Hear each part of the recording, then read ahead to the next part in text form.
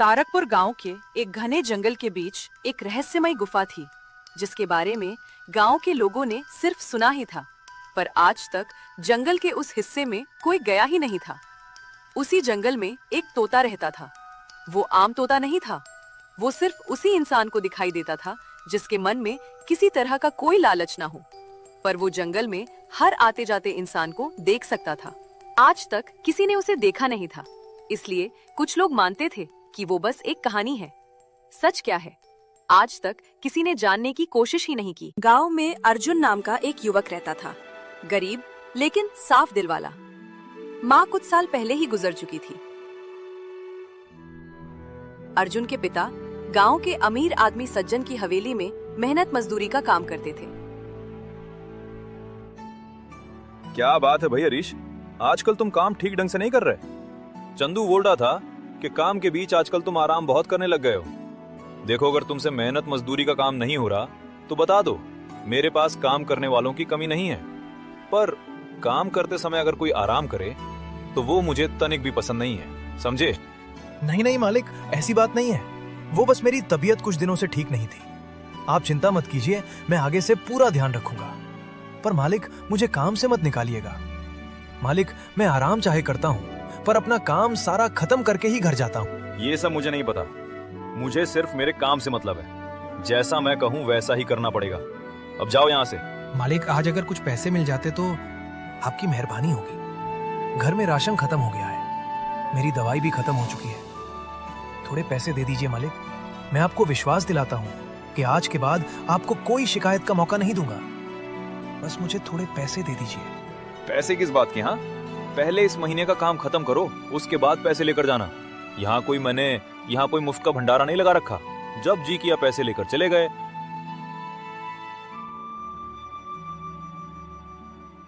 अरे सुना नहीं क्या तुमने जिमीदार जी ने क्या कहा? अब खड़े खड़े यहाँ क्या कर रहे हो? जाओ यहाँ से। हरीश कुछ नहीं बोलता और चुपचाप वहां से चला जाता है। हरीश के घर आते ही पिता की बुझी हुई मुस्कान और थकी हुई आंखों से अर्जुन समझ जाता है कि जिमीदार ने पिताजी को पैसे नहीं दिए होंगे। बेटा, जमींदार जी ने आज पैसे नहीं दिए। बोला कि पहले सारा काम खत्म करो, फिर ही पैसे मिलेंगे। पर पिताजी, अगर आपको पैसे नहीं मिले तो आपकी दवाई का क्या होगा? आपकी तबीयत तो पहले ही बहुत खराब है, और आप बिना दवाई के काम करेंगे तो आपकी तबीयत और भी खराब हो जाएगी। आपको पता है ना, हमें भोजन मिले या ना मिले, पर आपकी दवाई जरूर आनी चाहिए। मुझे पता है बेटा, तुम्हें कितनी फिक्र है मेरी। पता नहीं भगवान ने हमारी किस्मत में क्या लिखा है और कितने दुख दर्द सहने होंगे हमें अभी। मुझे माफ कर देना अर्जुन बेटा।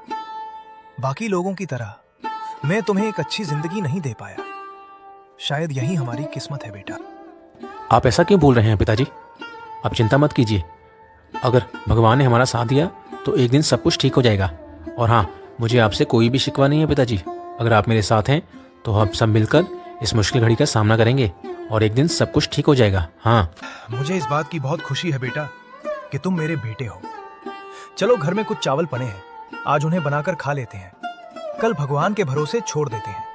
अगर हमारी किस्मत में भोजन लिखा होगा तो हमें मिल जाएगा।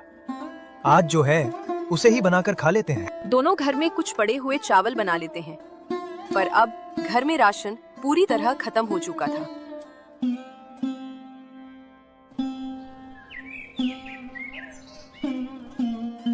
अर्जुन, मैं काम पर जा रहा हूँ बेटा। मेरी तबीयत भी आज कुछ ठीक लग रही है। मैं जिमीदार जी से आज फिर विनती करूंगा कि कुछ पैसे दे दें। अगर मिल गए तो मैं आज घर का राशन जरूर लेकर आऊंगा। तुम चिंता मत करना बेटा, मैं किसी भी तरह जिमीदार जी से आज पैसे लेकर आऊंगा।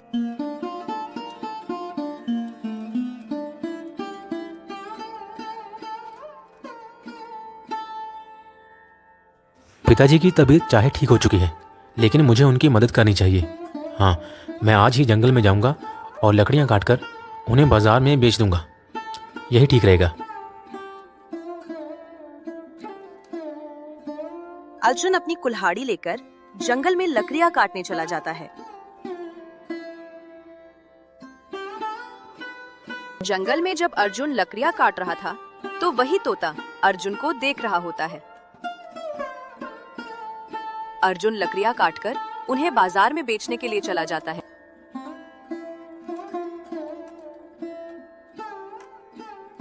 शुरू शुरू में अर्जुन के पास कोई ग्राहक नहीं आता, पर फिर एक व्यक्ति जो उसको आधे धाम देकर लकड़ियां ले जाता है।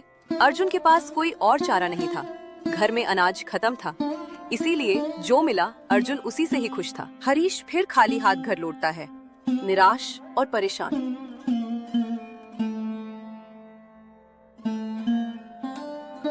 पर घर पहुंचकर हरीश देखता है कि अर्जुन खाना बना रहा था। अर्जुन, ये खाना कहाँ से आया? घर पर तो राशन खत्म हो चुका था, तो फिर ये राशन कहाँ से आया? अर्जुन पिता को सारी कहानी बताता है कि कैसे उसने उस जंगल में से लकड़ियां काटकर और बाजार में बेचकर ये राशन लेकर आया।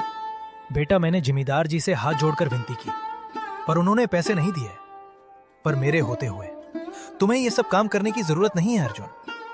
बस कुछ ही दिनों की बात है बेटा।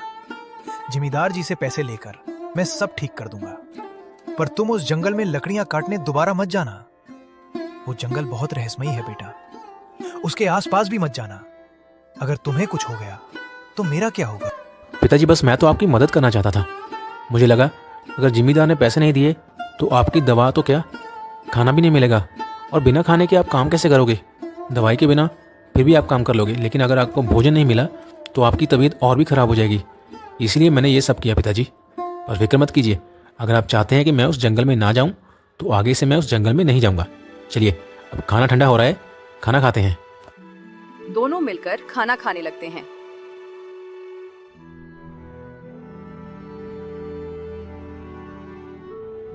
अगली सुबह जब कड़कती धूप में हरीश जब काम कर रहा था तो वो अचानक चक्कर खाकर वहीं गिर जाता है। सिर्फ एक समय का भोजन खाकर वो और भी कमजोर हो चुका था। पिता की तबीयत बिगड़ती देखकर अर्जुन दोबारा उस जंगल में लकड़ियां काटने का मन बना लेता है। उसके पास और कोई रास्ता नहीं था। वो फिर से अपनी कुल्हाड़ी उठाता है और जंगल की तरफ निकल पड़ता है।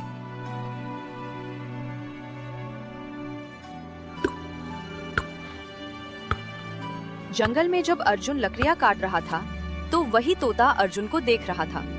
तभी अर्जुन थोड़ा आराम करने के लिए पास के पेड़ के नीचे बैठ जाता है और वो तोता उड़ता हुआ अर्जुन के पास आता है।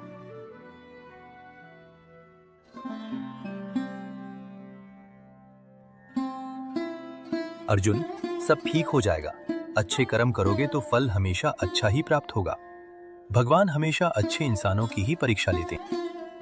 तुम्हें मेरा नाम कैसे पता? क्या तुम मुझे जानते हो? क्या मैं सपना तो नहीं दिख रहा? क्या क्या तुम वही तोते हो जो बोल रहे हो? मुझे मेरी आंखों पर यकीन नहीं हो रहा। मतलब गांव वाले जो कह रहे थे वो सच है। तुम उस रहस्यमय जंगल के तोते हो जो किसी को दिखाई नहीं देते। लेकिन मुझे कैसे दिखाई दे रहे हो? जिसका मन साफ होता है, जो सबकी भलाई चाहता हो, मैं उसके बारे में सब जान जाता हूँ। चलो अर्जुन, मेरे साथ चलो। पर कहाँ? तुम मुझे कहाँ लेकर जाना चाहते हो? चिंता मत करो अर्जुन, बस विश्वास करो और आओ, मेरे साथ चलो।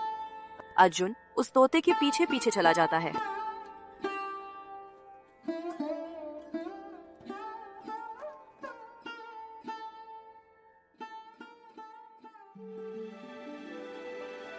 और वो तोता उसे वहीं रहस्यमयी गुफा के पास ले जाता है, जिसके बारे में आज तक अर्जुन ने सिर्फ लोगों के मुंह से सुना था, पर आज देख भी लिया था।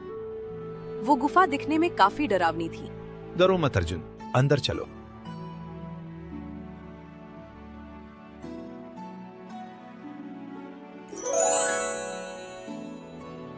ये एक जादुई घड़ा है, इसे तुम ले जाओ अर्जुन, पर इसका उपयोग अपनी जरूरत के हिसाब से ही करना।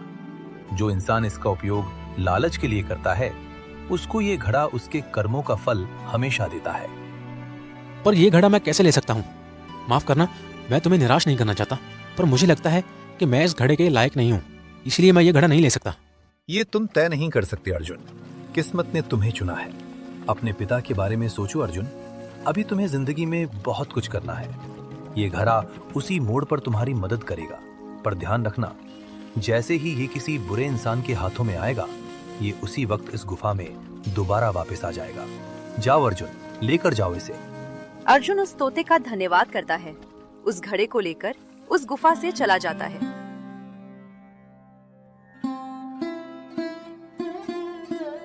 हे जादुई घड़े, मैं तुमसे विनती करता हूँ कि मेरे पिताजी की तबीयत ठीक करने में मेरी मदद करो। अर्जुन जैसे ही ऐसा बोलता है, उस घड़े से एक चमकदार रोशनी निकलती है जो सीधा हरीश के अंदर समा जाती, और तभी हरीश अपनी आंखें खोलता है। हरीश अब पूरी तरह ठीक था।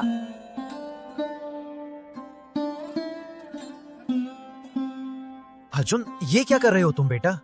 और इस घड़े को तुमने क्यों पकड़ रखा है? कहाँ से आया है ये घड़ा? ये कोई आम घड़ा नहीं लग रहा मुझे। आपने ठीक कहा पिताजी, ये एक जादुई घड़ा है। इसी ने आपकी तबीयत ठीक की है। मुझे ये उस रहस्यमय जंगल में मिला है, और उसी जंगल में मुझे मिला था वो तोता जो बोलता है।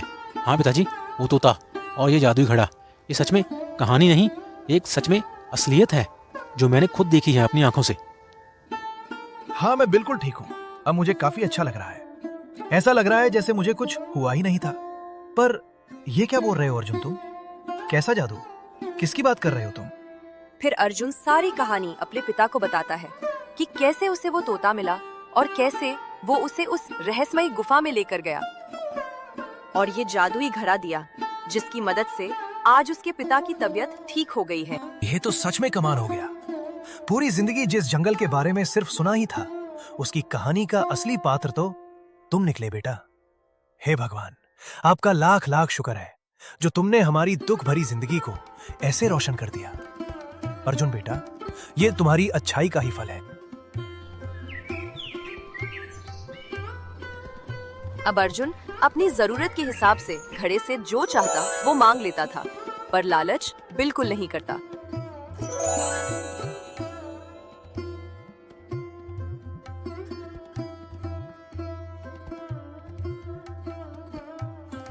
आज कितने दिनों बाद इतना स्वादिष्ट भोजन खाने को मिला है।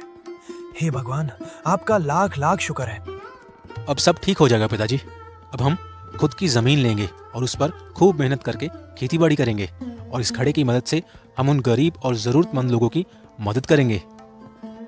तुम सही कह रहे हो बेटा। हम अब खुद का खेती बाड़ी का काम करेंगे, और जब भी किसी जरूरतमंद को सहायता की जरूरत पड़ेगी, हम उसकी मदद जरूर करेंगे। इस घड़े का उपयोग हम हमेशा लोगों की भलाई के लिए ही करेंगे।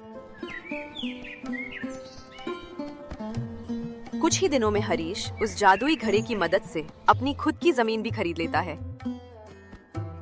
अब तुम देखना अर्जुन, सब ठीक हो जाएगा। मैं अब पूरी तरह से ठीक हूँ। अब अपनी इस जमीन पर मैं खूब मेहनत करूंगा, फिर हमें किसी भी चीज की कमी नहीं रहेगी, है ना? अब हमारे बुरे दिन खत्म हो चुके हैं। बिल्कुल ठीक कहा पिताजी आपने, पर आप अकेले नहीं, खेती बाड़ी में मैं भी आपके साथ सहायता किया करूंगा। हाँ।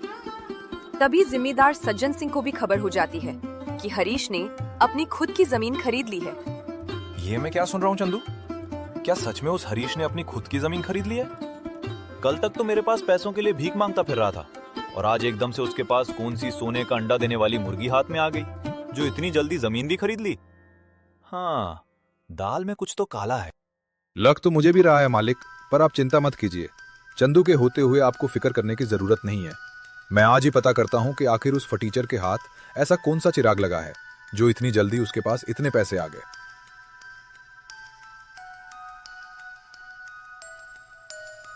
चंदू हरीश के घर पहुंचता है तो देखता है कि अर्जुन जंगल की तरफ जा रहा था।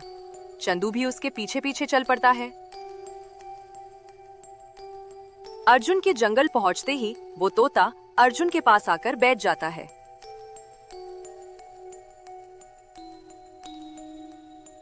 चंदू को वो तोता दिखाई नहीं देता, पर वो अर्जुन की सारी बातें जो वो उस तोते के साथ जादुई घड़े के बारे में कर रहा था सुन लेता है। चंदू ये सब सुनकर वहां से चला जाता है और सज्जन सिंह के पास जाकर वो सारी कहानी बयान कर देता है। पर मालिक, हैरानी की बात यह है कि वो लड़का अकेले ही बातें कर रहा था, उसके आसपास और कोई भी नहीं था। लगता है वो उस जादुई घड़े को पाकर पागल हो गया है जो अकेले ही बातें कर रहा है। खैर ये सब छोड़ो, उस घड़े को मेरे पास लेकर आओ किसी भी तरह। मुझे वो घड़ा चाहिए किसी भी हालत में। जाओ, जल्दी जाओ। ऐसी चीजें इन गरीब लोगों के पास अच्छी नहीं लगती। जी मालिक, आज रात तक वो घड़ा आपके पास होगा।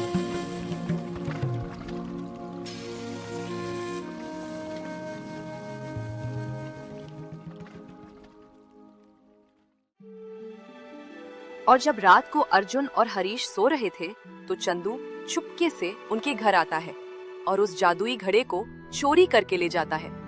पर इसका परिणाम क्या होगा, ये सज्जन सिंह नहीं जानता था। वाह चंदू वाह, तुमने तो सच में कमाल कर दिया। अब ये घड़ा सिर्फ मेरा है। अब मुझे और अमीर बनने से कोई नहीं रोक सकता, कोई नहीं। ओ जादुई घड़े, मुझे अभी के अभी बहुत सारा धन और सोना चाहिए। जैसे ही सज्जन ऐसा बोलता है, घड़े में से वही तेज रोशनी प्रकट होती है और उन दोनों को उस घड़े के अंदर खींच लेती है। वो अब हमेशा के लिए उस घड़े में कैद हो जाते हैं और वो घड़ा फिर वहीं उस गुफा में पहुंच जाता है। अर्जुन, वो घड़ा कहाँ गया? मैंने कल रात को ही तो यहाँ रखा था। तभी अर्जुन को उस तोते की बात याद आती है। तो अर्जुन अपने पिता से कहता है, पिताजी आप घबराइए मत, वो घड़ा जहाँ भी है बिल्कुल सुरक्षित स्थान पर है। उस तोते ने कहा था कि अगर कोई लालची हाथ इस घड़े को छुएगा उसे उसका परिणाम जरूर मिलेगा और वो घड़ा उसी सुरक्षित गुफा पर वापस चला जाएगा। इसीलिए आप निश्चिंत रहिए, घड़ा बिल्कुल सुरक्षित है। अब हमें उस घड़े की जरूरत नहीं है।